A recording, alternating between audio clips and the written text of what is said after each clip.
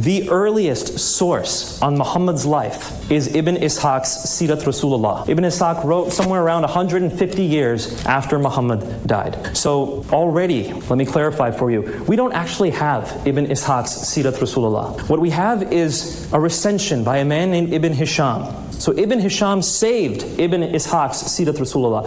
Ibn Ishaq's Sirat Rasulullah has been lost to history. A man named Ibn Hisham saved it.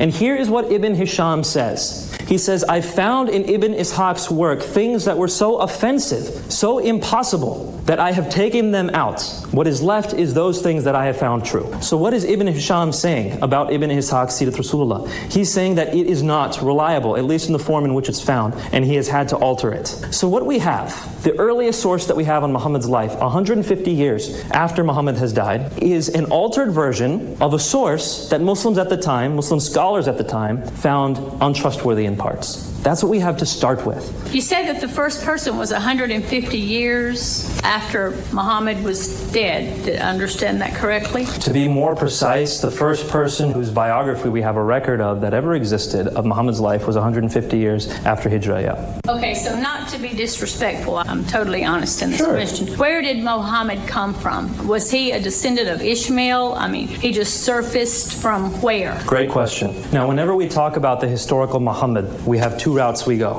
One route is the traditional route as determined by hadith, the Muslim records, the Muslim traditions, Sira as well, Islamic history as recorded by Tabari and the like. Or we go the critical route. You have a critical historical scholarship route that uses modern Western methodology in order to determine who Muhammad actually was. The answer to your question from the traditional route is that Muhammad was an Ishmaelite, born to a man named Abdullah who died before he was born. He was born 570 AD in Mecca. So he comes from the line of Ishmael. That's the traditional Muslim response, or Islamic response. The scholastic response by modern critical scholarship is we can't be entirely sure of where Muhammad was from. He was probably from Mecca, but we can't be sure. The records just are not strong enough and they're not uniform enough to give us these details. So you don't know about the Ishmael part? I mean, he's a descendant, of course, I guess all basic... Right, so like I said, under the traditional Islamic perspective, yes, Muhammad is an Ishmaelite. But from the critical scholastic, Western scholastic perspective, we don't know.